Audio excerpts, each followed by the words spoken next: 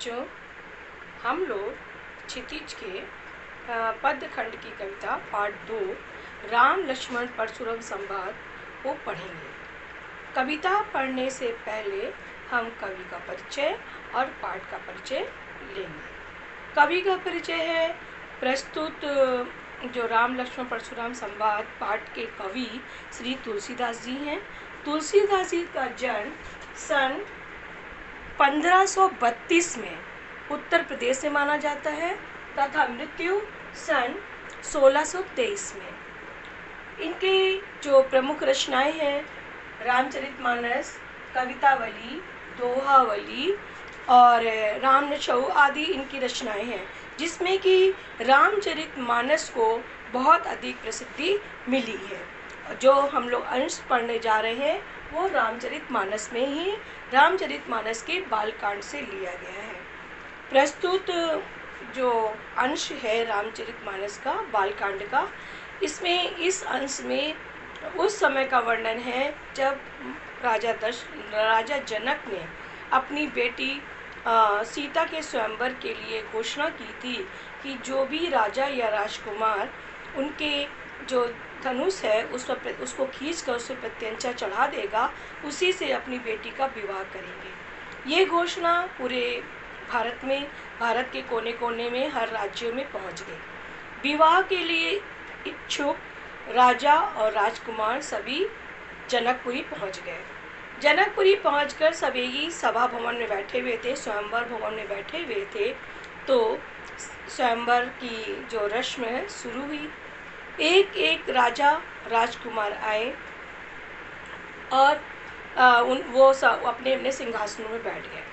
जब विश्वामित्र ने सुना कि राजा जनक अपनी बेटी सीता के लिए शादी के लिए योग्य वर ढूंढ रहे हैं, तो उस समय उनके आश्रम में राम और लक्ष्मण भी गए हुए थे विश्वामित्र की जो यज्ञ था उसको यज्ञ को पूरा कराने के लिए। तो विश्वामित्र भी राम लक्ष्मण को लेकर जनकपुरी पहुंच गए। क्योंकि राम लक्ष्मण उस समय आश्रम में रह रहे थे तो वो लोग गिरवे वस्त्र पहने हुए थे, ऋषि मुनियों की तरह उनकी वेशभूषा थी। सारे राजा महाराजा सुंदर वस्त्र आभूषण को पहनकर मुकुट धारण करके गए थे, परंतु राम और लक्ष्मण पूरे सादगी के साथ एक ऋषि मुनि के रूप में सभा भवन पहुंचे। तो जितने भी राजा महाराजा थे सब उनको देखकर उनकी हंसी उड़ाने लगे, उपहास करने लगे कि ये भी लोग भी स्वयंवर में सम्मिलित हुए हैं, ये लोग भी रानी सीता से विवाह करने के इच्छुक हैं। स्वयंवर शुरू हुआ।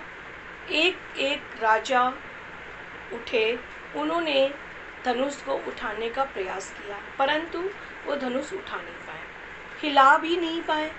दूसरे राजा आए, राजकुमार आए, जितने भी राज्यों से राजा और राजकुमार आए थे उन्होंने सबने उस धनुष को उठाने की चेष्टा की, प्रत्यंचा खींचने की चेष्टा की, परंतु धनुष उनसे हिला नहीं। अंत में विश्वामित्र ने राम को इशारा किया कि राम आप इसको देखिए।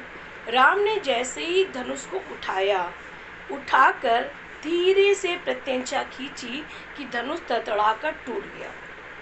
धनुष की गर्जना इतनी तेज हुई कि बगल दूर पहाड़ियों पर परशुराम जी जो शिव भक्त थे, और ये धनुष शिव जी का ही था, शिव भक्त थे, जब उन्होंने धनुष टूटने की गर्जना सुनी तो वो दौड़ते हुए गर्जना के स्थान पर आए, गर्जना स्थल पर आए।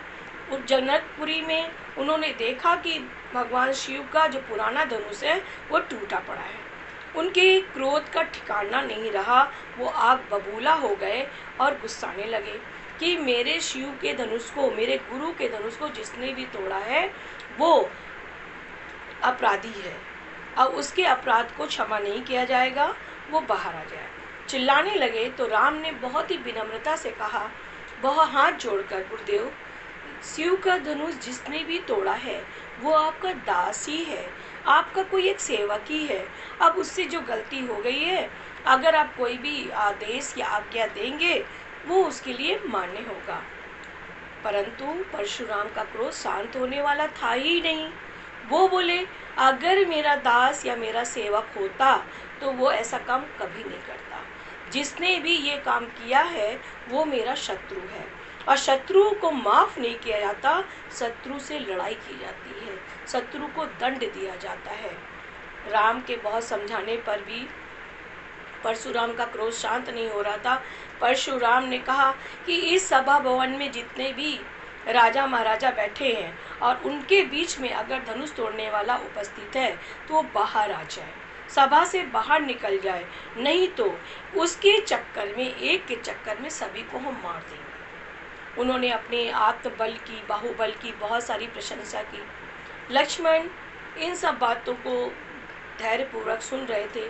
जब लक्ष्मण ने देखा कि इतना समझाने के बावजूद भी, राम के विनम्रता से कहने के बावजूद भी परशुराम का क्रोध शांत नहीं हो रहा है, तो उन्होंने कहा कि बचपन में हम लोगों ने ऐसे बहुत सारे धनुष तोड़े थे, परंतु आपने ऐसा क्रोध कभी नहीं किया।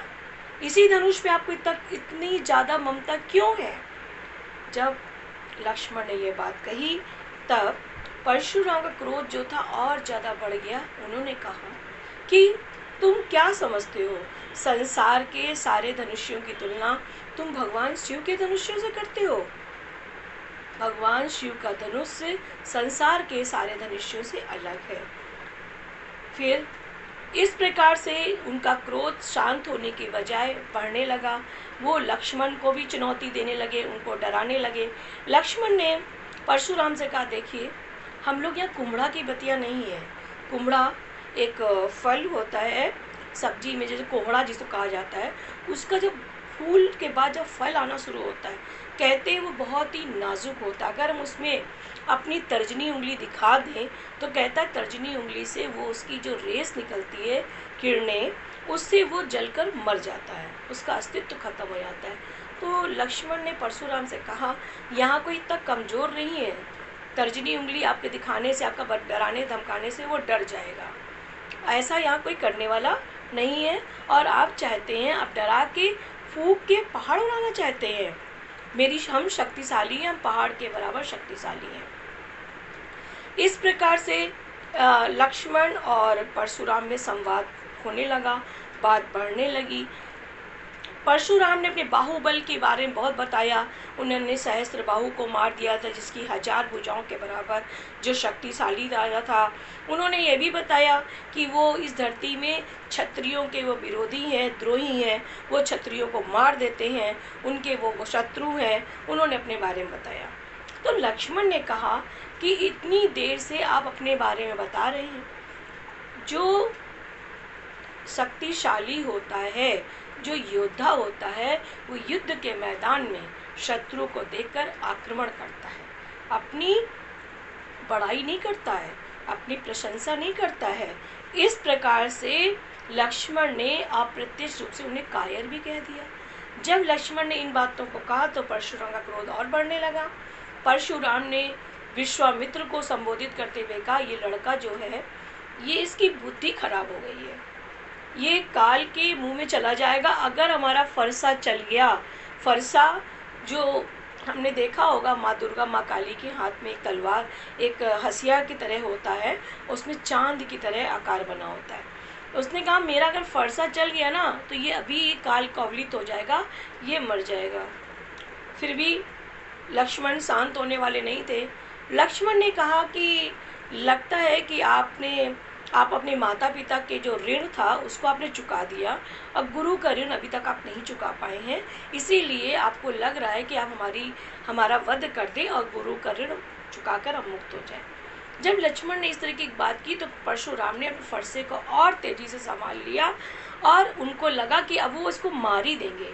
तब राम ने आँख के इशारे से लक्ष्मण को शांत रहने के लिए कहा। उनके लक्ष्मण जब शांत हो गए, राम ने अपनी मृदुल वाणी से, अपने शीतल वचनों से परशुराम के क्रोध को शांत करने की कोशिश की। इस प्रकार से राम लक्ष्मण परशुराम संवाद पाठ को हम लोग पढ़ेंगे और अच्छी तरह से समझेंगे। पूरा जो है अवधी भाषा में लिखा गया है, दोहा छंद है, दोहा चौपाई छंद है, अवधी भाषा में लिखा गया है। और तुलसीदास जो है अवधी भाषा के प्रसिद्ध कवि कहलाते हैं। हम लोग इस पूरे पाठ को पढ़ेंगे और समझेंगे कि किस प्रकार से राम, लक्ष्मण और परशुराम के बीच में संवाद हुआ था और रामचरितमानस में इसका पूरा विवरण दिया गया है।